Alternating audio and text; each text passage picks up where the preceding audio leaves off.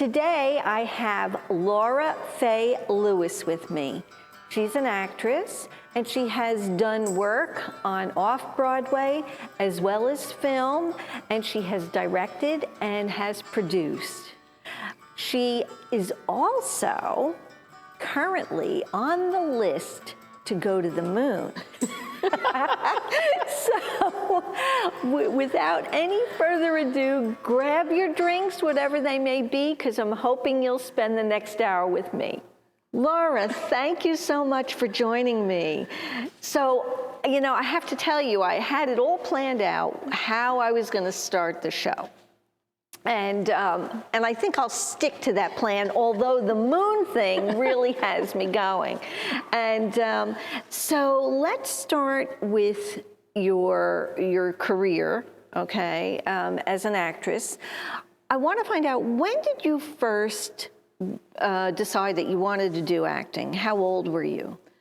Well, I grew up in Coral Gables, Florida, and I always loved the movies and the theater, and it was a great escape for me when I was growing up. Okay. So I joined the drama club, and now, was that in high school that you joined the drama club? Okay, okay. And I ended up playing leads in a lot of plays. Okay. And then after high school, I said, well, I want to audition for Juilliard. And I did, and I was very lucky because Marion Seldes, who was one of the big theater actresses, she did a lot of Edward Albee plays on Broadway and so many different things she did. She's one of the teachers. She said, if you get called back, don't do Birdbath, do Medea. And I was like, because he had to do 2 monologues. Okay, so right. I auditioned with Medea and I got in. Oh, interesting, okay. Now, let me ask you, so did you come from a family that was theatrical? No, actually, my mother couldn't sing. She couldn't act. My father was a pretty famous tennis pro in Coral Gables. He coached the University of Miami Hurricanes. Oh, wow. He had the winningest record in tennis college history. Oh, my gosh. And my grandmother on his side was musical. Okay. And then on my mother's side, she was a painter. So okay. I've always loved the arts, and I learned how to paint later on after college. Oh, wow. Self-taught. Studied with a couple of really infamous painters. Oh, wow, interesting. Yeah. Okay. So you graduated high school, and you decided you wanted to be an actress, and you chose Juilliard. Yes. And what made you choose Juilliard? Well, there were like 4 or 5 schools that were great for theater, and it was like Yale and Juilliard and a couple of others. So, okay. And I wanted to move to New York. Oh, interesting. Now, as a child, did you take dance lessons?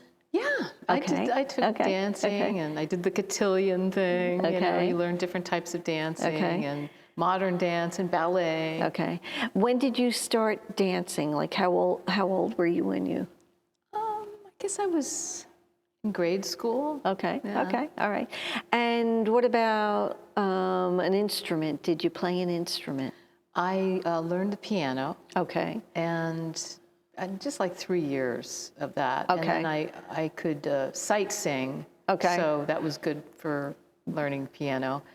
Right. And then I learned how to play the guitar when I was in my 20s. Oh, wow. Yeah, so okay. My main instrument was always my voice. Right. Okay, so you like singing. And in high school, you said that you I was did also some in the plays. Glee Club and, you also, church choirs. And, oh, you did? Yeah. Okay, okay. There's many artists that aren't like that, that they're good at one thing, but not in another, So you're fortunate that you're kind of well-rounded and pretty good at whatever you're attempting to do. Now, did you do summer stock? Was that something that I did some regional theater. I never did the summer stock thing. And I always had like an idea about maybe doing the cruise ship thing. Right. But I didn't do that. Right. The closest thing I got to doing with the cruise ship was really recently. I got to play the Queen of Hearts in a redux of Once Upon a Time. Okay.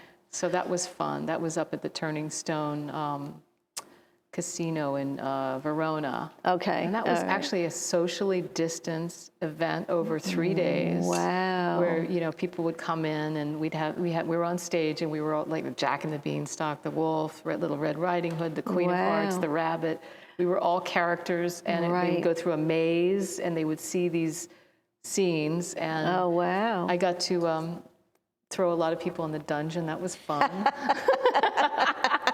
That's always a good, People would come in with their masks, you know, because it was Halloween. They'd come in with their outfits. Oh, and neat. they'd like walk up to me on, you know, close to the stage, and they're like, could you please tell me where the goose is? I said, get to the dungeon, you know. How dare you talk to me like that? You know? It was so much fun. Oh my gosh. Were you doing off-Broadway when the pandemic hit, or what were you doing when it really hit and you had to kind of...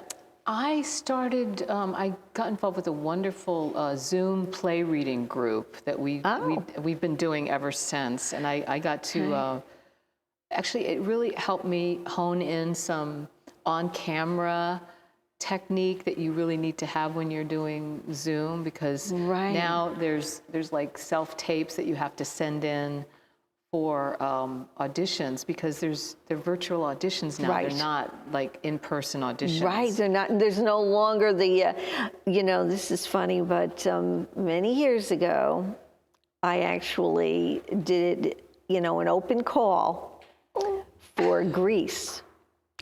And were you here when I played Sandy at Don's? No. He had everybody in characters from the 50s? 50s, yes. I was here. Well, yes, I was here. I was Sandy. Oh, you were? Oh, my God. Were you a pink lady? Oh, my God. No, actually.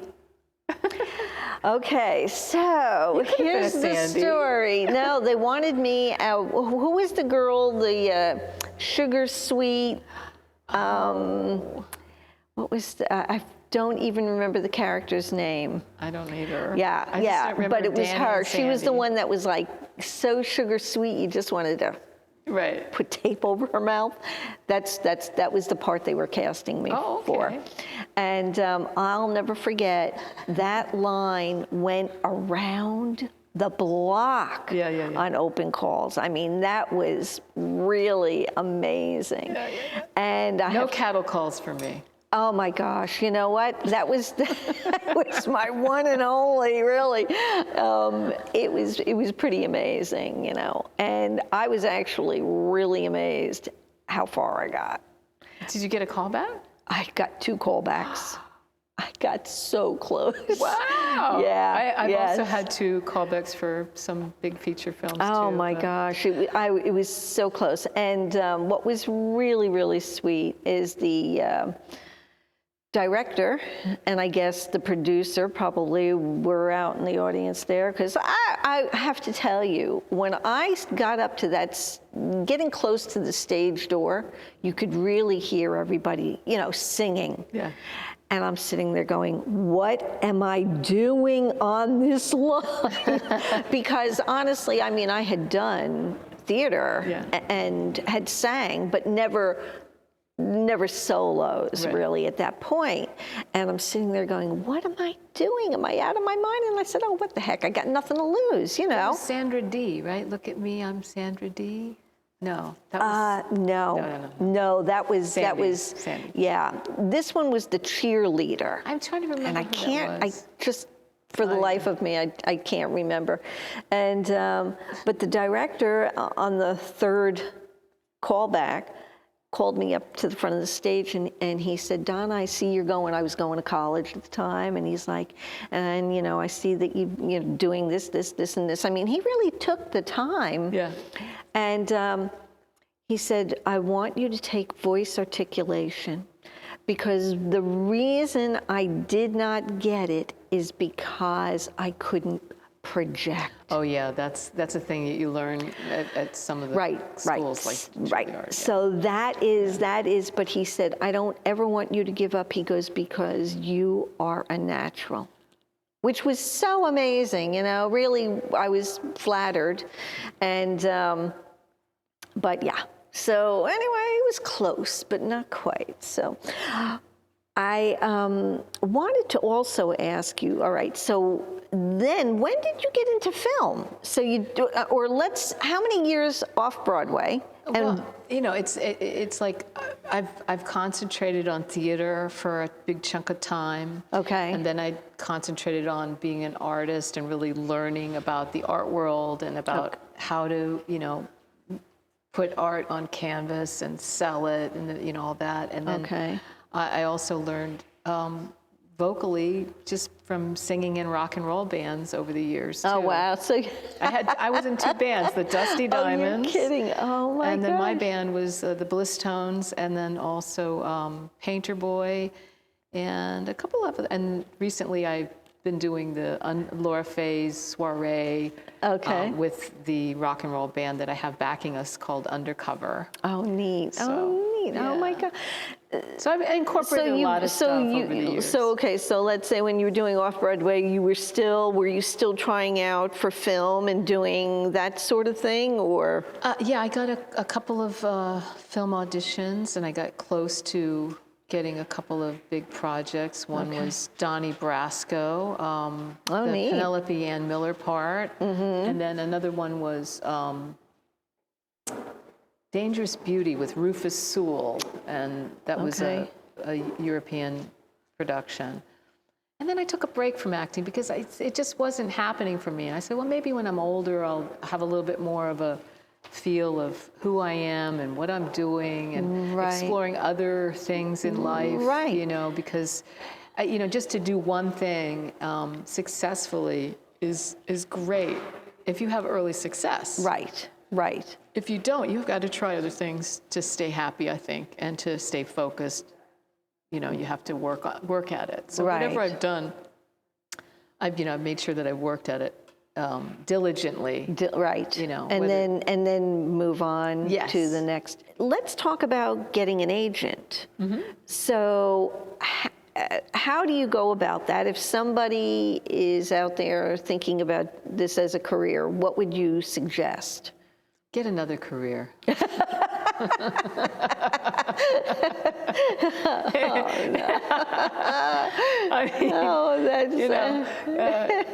I've always been sort of like a DIY kind of person, and I mean, I have a manager now, finally, which is nice. All right. Variado talent, and I have a wonderful actors, writers, directors group. That I'm a founding member of, Brazen Giant Ensemble, with a lot of working actors and writers and directors. So we all kind of look out for each other, which is good. Shout out to Brazen Giant and Variado Talent. So it's I don't know.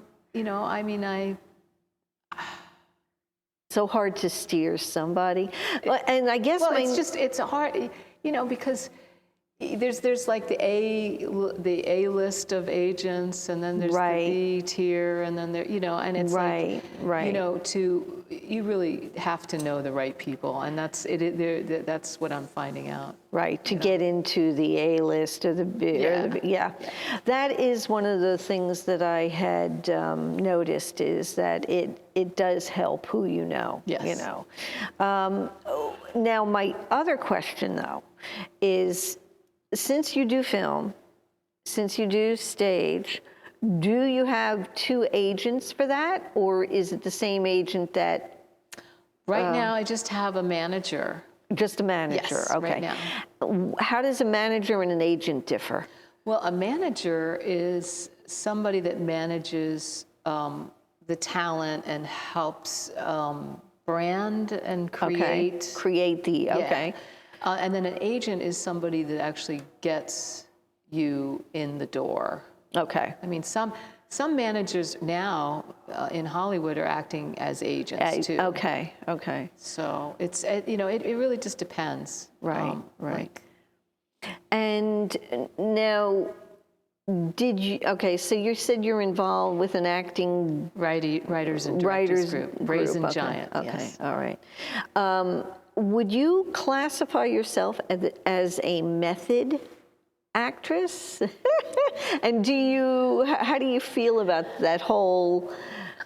Well, you know, it's interesting that you brought that up because I was lucky enough to study with, after Juilliard, I went to the Actors Studio, and I also studied with Charlie Lawton, who's Al Pacino's best friend and mentor, and also coached Martin Sheen. And the name sounds very familiar, and the reason and also Matthew McConaughey, too. Oh, really?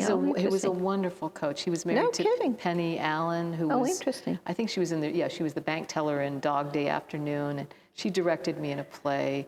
And that's when Al came to see my work. And that was like the kind of experience you had when you had somebody at that level come backstage and say, "Laura, that was really good. I hope to be seeing more of you." Right, you know? right. And I've known him over the years from different, you know, mutual friends and people, and to get that stamp of approval was like amazing, because you don't get that often. That often, no. So, well, I have to tell you that I don't know if the name Ernie Martin rings a bell to you. Oh, wow. Yes. So how do you know Ernie Martin? That's who I studied with. At the Lee Strasberg? Irma Sandry. I went with her. I studied with her before I studied with Charlie. He opened the school, the Lee Strasberg School in California for Lee. And then he came back to New York, and he had his own thing going on, and that's when I studied with him. Amazing. Yeah. So yeah, we you know, I don't like to put labels on the technique or whatever, because I think you take a little of this and a little of that and you make it your own. But as long as it's authentic, whatever you're doing, it has to be authentic. Yes. He was a great teacher. He really was. I would hear from the other teachers about him. Yes. And I know Charlie even mentioned him. And he had his own, you know, technique, obviously. Sure. His wife was Ann Wedgeworth. So, yeah. There you go. I would see some of these people at the Actors Studio. You could be an observer. Right, yes. Because if you knew actors that were members. And, somebody else recently contacted me that is over there. Robin Lane, do you know her? That name sounds so familiar. She wants to interview me too. There's a lot of actors and writers that I know over there. That you know over there. And that was the other thing. I was going to audition for the Actors Studio for my 4th time last spring. Wow. And I couldn't because of the pandemic. Of the pandemic. So oh my gosh. I might get another shot. We'll see. At it. Oh, it's so interesting. Well, okay, so I'm really going to blow her mind on this one. Okay. Oh no. So of course, I'm sure since you do off-Broadway, you must know the name John Kander. John Kander. Yeah. Wow. How do you know him? He is my nephew's godfather. Now, John Kander, and I'm just going to tell this, you know, is like the king of Broadway.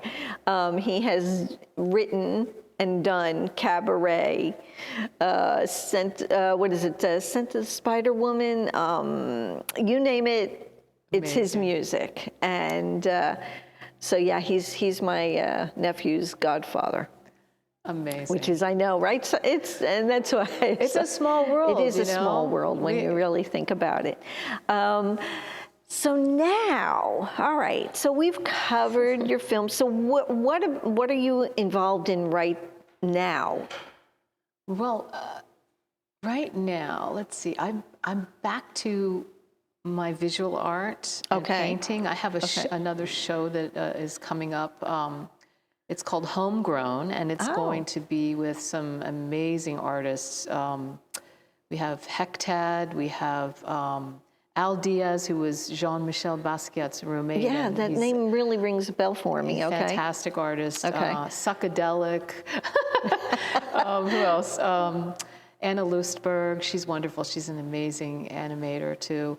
And that's going to be, it's curated by Marcus Glitteris.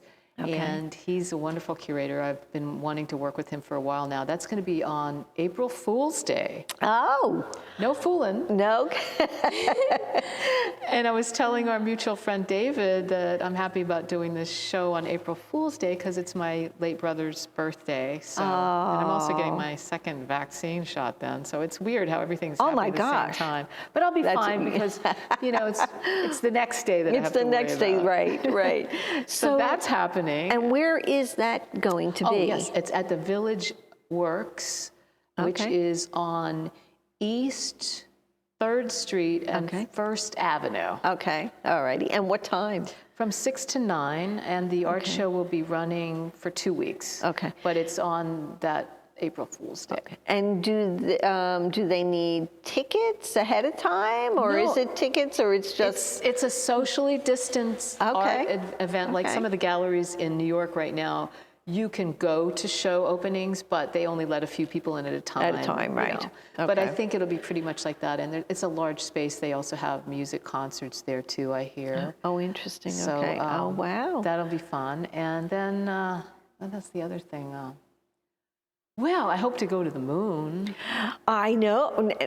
Now, I just want to go, before we get to the moon. You're a moon child. I am a moon child. Before we get to the moon, let me just ask you about your producing. Oh, yes. Okay. And your directing. I want to get a little of that in here. Well, I won a Best Documentary for an art world documentary about this crazy, scandalous art forger back in 2018 at the Cutting Room International Short Film Festival. Oh, wow. So that was, Oh, that's excellent. Yeah, and that's getting me some mileage. There's, that was an interview with the artist who'd passed away in 2012, and I got some really interesting information from him before he passed. Wow. And based on some real characters, people that are still alive, and some controversies that are still going on in the art world. Wow. And I have another project about another artist by the name of Marguerite.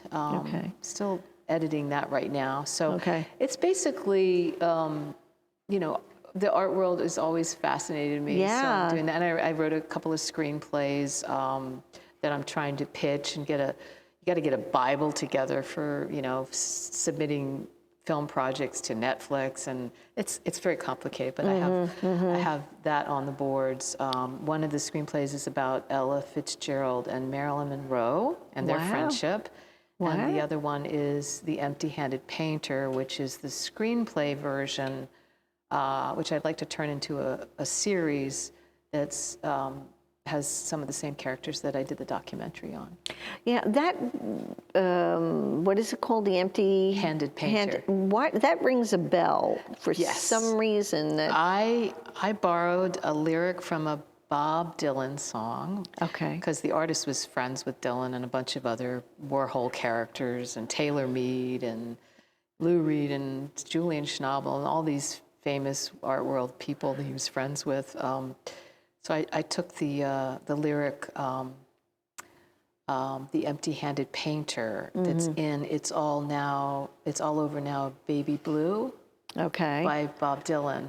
It's all about so that's a crazy artist. So so that's where that lyric came from. Yeah, just you can't copyright a title. Right. Because there's a million Crybaby songs. Right. Even when I wrote Crybaby with my band, I was like, I'm afraid I can't write this song that has Crybaby on it. And they're like, no, there's a million Crybaby songs. Right. You can't copyright a title. You can. Right. You know, right. You know, but now we can get to the moon. So tell me about Dear Moon. The Dear Moon project. Well, this is really interesting stuff that's happened recently. I don't know how I found out about this in the news or social media, but all of a sudden I got an email from the Dear Moon Project, and they, I'm like, I got to investigate this because this sounds cool because, I'm born in July. Right. Like you, we're moon children. Moon, yes. And then I started reading about it. It's MZ, who's Yakuza Mazawa, and Elon Musk have funded this civilian space project to take 8 to 10 people to the moon in 2023. Wow. And I saw the journey. You go past the moon and then you come back. Wow. So it's actually, you're going to go further, and it's never been done. And oh my God. It's only a week's journey. So it's kind of like, I equate it like if you were going to get on a cruise ship from New York to go to Bermuda. It's like the same kind of journey. But it's 240,000 miles away. So how does that work? Yeah, that is wild. And so I passed the second application. Okay. You have to do 2 applications. And then the next phase is they're going to let you know end of June. Now, I'm sure there's a lot of other things you have to do, I would imagine. I just find it, it's mind-blowing, actually, because I'm sitting here thinking, okay, so is it like just getting in like a regular plane?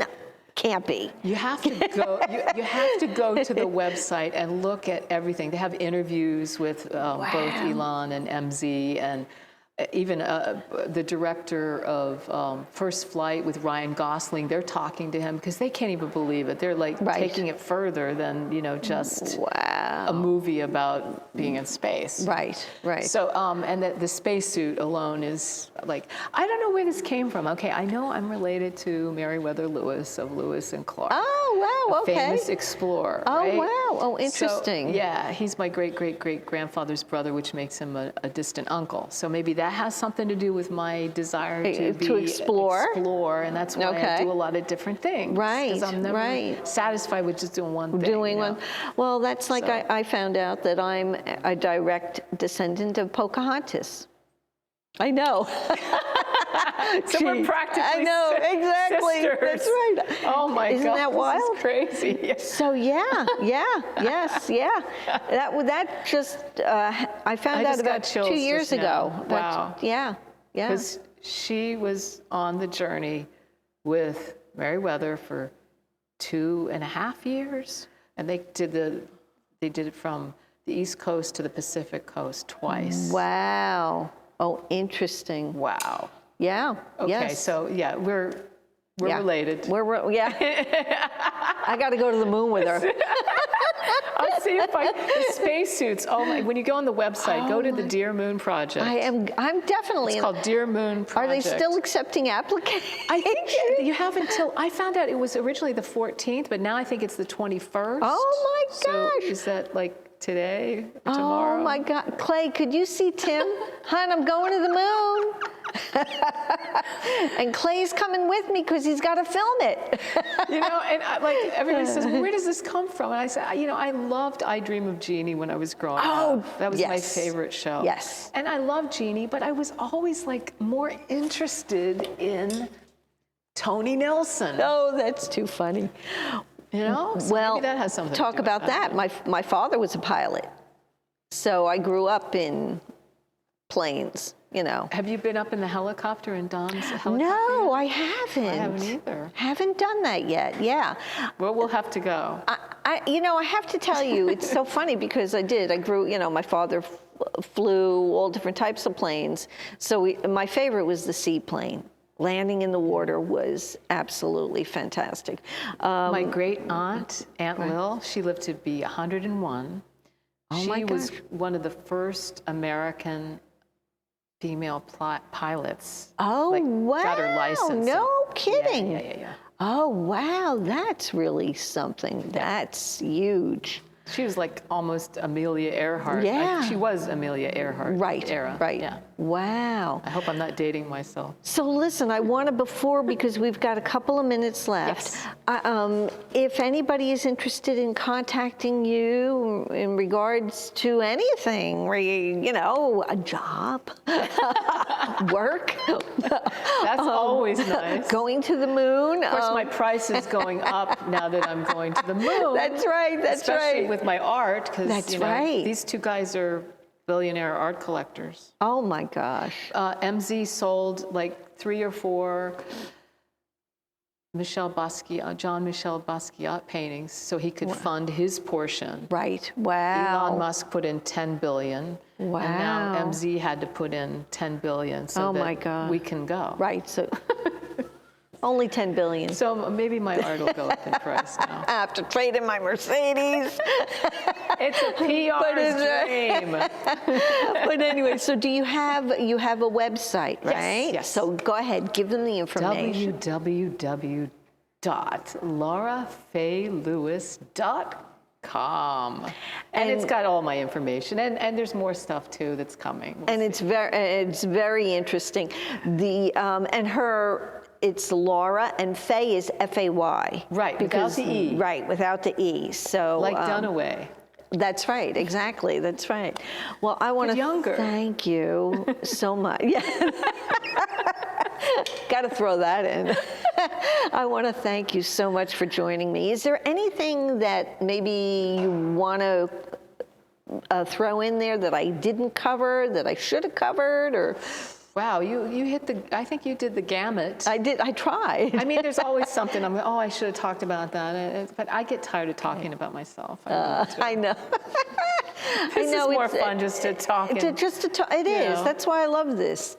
All right. Well, I want to thank everyone for joining me. And, I guess it's time to say goodbye. It's been a pleasure, Donna. And thank you so much for joining me again. Today, I have the unique opportunity to interview a male model. His name is Damian Grzejka, and he has been modeling for Guess Inc. And I have to tell you, you're going to fall in love with him. Damian, thank you so much for joining me. Damian is actually here on vacation, and I am an opportunist, so I said, I have to grab this young man and get him over here. So let's start, I guess, try to start at the beginning. Okay. You said now that you've been doing mainly work for Guess. Yes. And that's been what, like the last 2 years? Yes. But prior to that, okay, how does one start in this business? I mean, did you ever expect to go into this line of a career? Right. So growing up, I don't know, I was always told maybe by a few people, you should do modeling, and just like, I don't know if it's height or just by looks or whatnot. So it was, something people would just always tell me to do. So I never really thought anything of it. Okay. And I remember I was a little bit interested at that point after hearing it a couple times. You should do modeling. You should do modeling.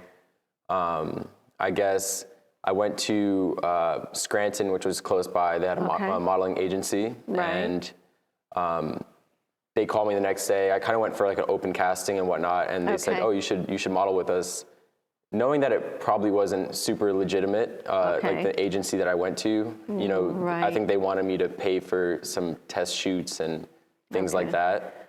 But I wound up doing a photo with them, a photo shoot with them, and I think we actually have the photos of that. Okay, great. So I did that, and then I kind of blew it off after that photo shoot. How old were you then?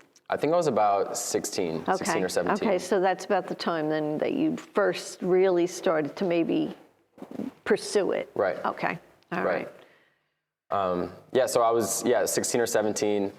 After that photo shoot, I kind of blew it off, just with high school and not knowing really what I wanted to do, college, or what my future really held. So. Okay, and you were living in Pennsylvania at the time. Correct. Okay. All righty. Now, so once you did that photo shoot, that was pretty much it? Nothing came of that? Yep, exactly. Now, before I forget, because this is very interesting, there's many people, many kids, 16, 15, that whole age group that think about probably the same thing, think about going into the modeling career. But you brought up a very good point as to how do you tell if someplace is legit? Right. So now I'm sure you can tell us that. Right. So I think in a way it has to do with like the area you live in and the city. Big cities have legitimate model agencies, but one thing you should always know is you should never really be paying anything out of pocket to get to sign with an agency. I don't believe you should be paying to sign with an agency. They should want you. They should be kind of setting you up to, for success and helping you get photo shoots and to get your book started. So like every model has a book. They're going to make their money. They get a percentage of your, right. So that makes sense. So that's a really important factor. If anybody's going out there to pursue a modeling career, or actually even an acting career, the same thing.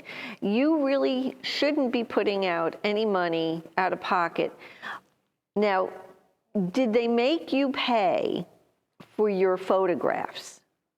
Not for those initial photographs, but I did have to pay for wardrobe in that first initial shoot. So that was, so I had to pay for the initial clothes and whatnot, and the transportation and everything to kind of like, I was doing a lot of work to make sure everything was happening on my side, pretty much. So was that for guests that you had to buy those initial clothes? No. This was like the first initial shoot in Scranton, yeah. Okay. So you would have to put out for that possibly. Exactly, yeah. Okay, all right. Yeah, because that's where people get really sucked in many a times, is that they're putting money out. Understandably, if you're doing a shoot, you need clothes, and at that point they didn't know if they would necessarily really going to use you, so it makes sense that you would have to put out for that. Okay, very good. Interesting. Okay, so tell me, we have a photo of that, don't we? So this is his very first photo shoot. Yes, exactly. Now, you never took modeling classes? You never did any of that sort of thing? No, not at all. Wow, okay. And after that day, did you realize that that's the road you wanted to go down? I had a lot of fun, but I had no idea what I wanted to do at that point. I was almost a little embarrassed. I think there was photos that were posted on maybe Facebook or some point, and I just tried to block them. I was very embarrassed of the whole thing myself. Really? I didn't even want these photos to ever come out again, but actually after looking at them now, they weren't bad. Yeah, they're not bad, not bad at all. Well, I mean, and sometimes it can work the opposite, because when you're naive, as you said, you don't know, and you sit there and you go, oh, this wasn't right, that wasn't right. Yeah, we're always so much more critical than Absolutely. I'm still very critical, like even to this day, where I'll see photos. Oh, I don't blame you, I know. I don't know what it is, but. No. Trust me, I know. Yeah. He can tell you. I know. So, all right. Well, let's go back to, so now you went to Scranton, you did that, that's this photo shoot that we're talking about? Yeah. Okay. All right. And then when was the next time you, well, you actually told me, I'm going to backtrack a little, people. Somewhere you moved to California. Right. Okay, and what made you move to California? Right, good question. Okay, so I think I was 17 or 18 at the time. I was going to New York City to party in these clubs. Maybe I was a little too young to be doing that at the time, but nah. It's okay, yeah, I did anyway. So, so I guess I fell in love with the city, and then just like how busy it was, and I felt like there was a ton of opportunity there. Right. I went up going to college for a semester. Okay. And then I left college. I didn't want to continue, and then I had this idea: why don't I move to California? It was very sporadic and random, but yeah. So I saved some money, and just moved. And did you? I'm going to grab this from your dad. Yeah. Okay. All right.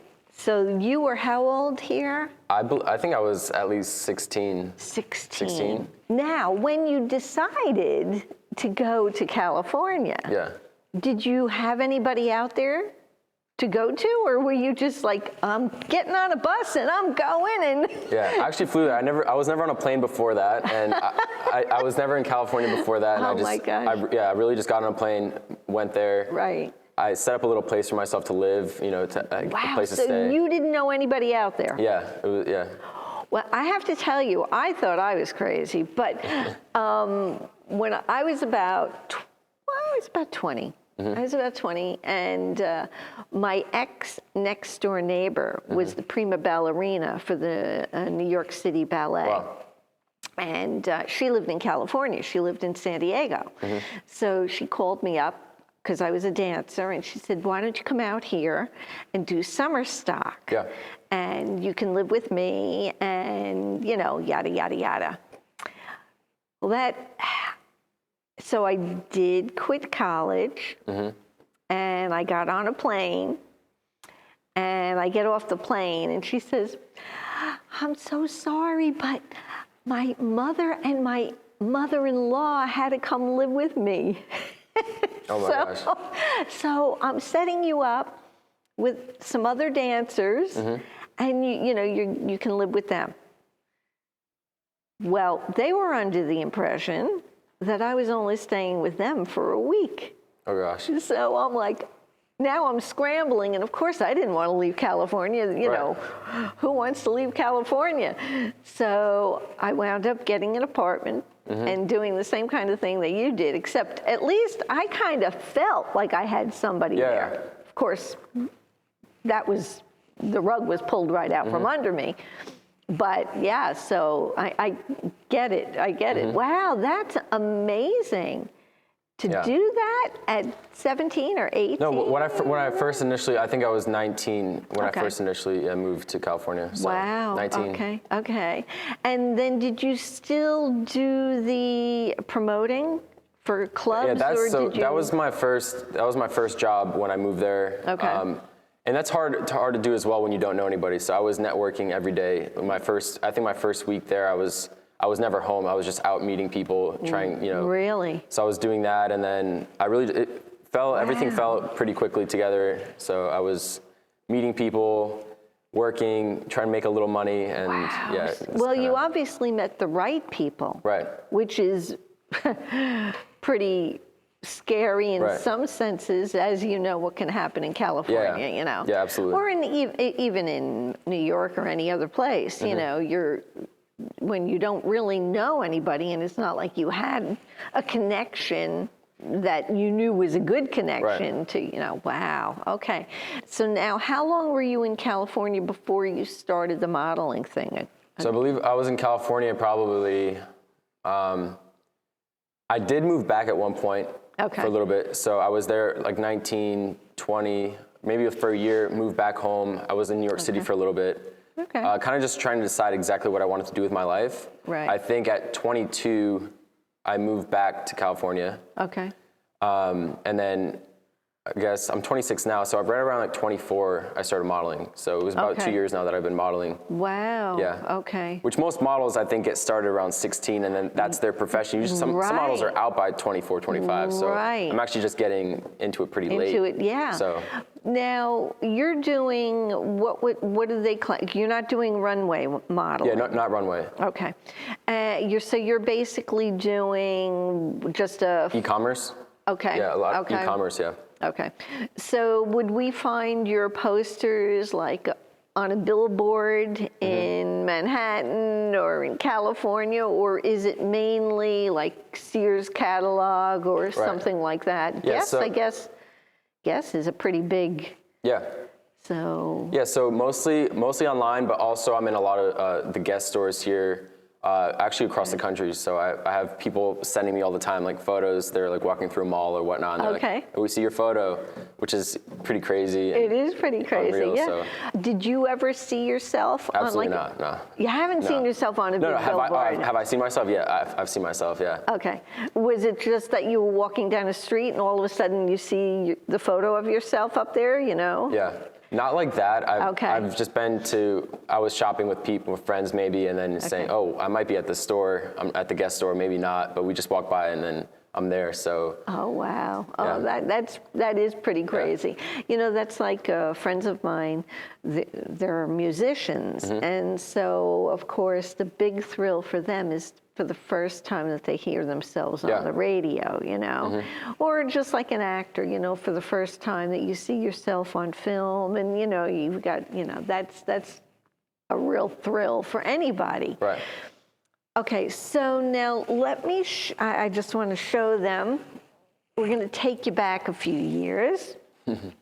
Let's see here, and you can tell me how old are you here? I would guess probably 4 years old. 4 years old or 5 years old? I think somewhere? 4 or 5. Somewhere yeah. in there? Oh my God, adorable. Look at that. Wow. Yeah, I grew into those ears a little bit. You did, you're right. That's adorable. But even then, you were photogenic. Yeah. You know? Thank you. All right, let's see. This one I didn't really take a good look at. All right, which one do you think comes next? This one or this? Which one This one are was you? Probably Younger? 15. I was 15 in this photo. Okay. That was probably right before one? the modeling photo that I had. And this one was how probably closer to maybe even 20 in this photo. Okay, so we'll go with this one then. Yeah. Okay, so yeah, you can really see the change here. That's the puberty right there, going through that. And you think you're how old here? Probably 15. 15. Yeah. So tell me how you eventually wound up getting the contact for guests. Okay. Did you go on an interview? I mean, did you go to a modeling agency? Walk us through that. Right. So yeah, living in California, I definitely got really good. Like got in shape, started going to the gym, eating healthy, and the whole lifestyle. And then people started telling me again, oh, you should do modeling on the side, or jump into modeling. And they would ask me, are you a model? Or And after hearing it so many times, I had to explore that route and maybe just have an extra income. So I met with an agent at LA Models, which is agency in LA. Okay. And my agent pretty much set up the whole contract with guests. Me working there. So. But LA Models, that's your agent. Exactly. Okay. Yes. And so, do you have any advice to anybody that maybe is thinking about going into the modeling career? Do you have to get an agent? Can you advise them how to get a good agent? Yeah, so I think with social media now, I think I meet a lot of models who actually don't have an agent whatsoever. They actually run their own business. Which is nice because social media gives you the platform to have your own photos and your own website pretty much, so you can market yourself. Okay. But me personally, I was doing other things. I was busy, so I couldn't just manage myself. I think if you don't have the time, it's great to have an agent that can speak on your behalf or set up contracts for you. Okay. But it depends really how seriously you want to do it. And although I take it very seriously, I'm also busy doing other things as well. So I never wanted to focus all of my time on specifically modeling. Right. So my agent helps alleviate a lot of that, the stress of dealing with contracts and companies and whatnot. Right. So. Do you feel it's the smarter thing to do? Because I mean, when you're signing a contract, what do you look for in that contract? And as, let's say, a entrepreneur doesn't have an agent, I mean, that could be kind of scary and also, you could fall into a real trap, I would think. Right. I think try to find a reputable agency for the most part. I think if you can kind of scale out how big of a model you could be, just try to have, some foresight of, if you're going to make a lot of money, right? Maybe it'd be smarter to go down the route of managing yourself, because the agents do take a cut. The agency does take a cut. Everyone needs to make money. And how much of a cut do they take? It pretty much depends on all different different agencies. Yeah. So. Oh, really? Yeah. It's always gonna differ. Oh, interesting. Yeah. All agencies. Oh, so it's not. I think on average it could be about 20%. Okay. So, but most agencies have different, and I think that's negotiable as well. So you can always negotiate that rate. Okay. And how does, let's say, runway modeling differ from what you're doing, and did that ever appeal to you, doing runway modeling, or do you have to be 6 foot whatever or Right. So runway modeling, I definitely think you have to a little bit taller, but 6 foot is really the cut, so it depends. Okay. I think there's guys that are 5'11" even doing runway sometimes, but for the look right now, I think is a little bit taller still, very tall, like very skinny. Right. So it just really depends, So what is the average height of a runway model, a male? I would say average height of all the, probably 6'1", 6'2". Really? Yeah, I would say 5'11", I think, is the cut. Okay. I think most models are around 6'1", 6'2". Oh, interesting. They get taller for runway. Okay. Runway is always a taller look, tall, skinny look. Right. And then e-commerce, there's a little bit more flexibility with that. Okay. And what is the height usually requirements for what you're doing? I think, especially even with social media, I was going to go back to like Instagram or Facebook. Right. I think a lot of those requirements have kind of gone out the window. I think if you can build a lot of models right now have like small fame off of social media, and a lot of, I think, agencies and companies are working with someone who's good looking but not necessarily like a typical model. Right. Which I've seen that's the way things are going. Right.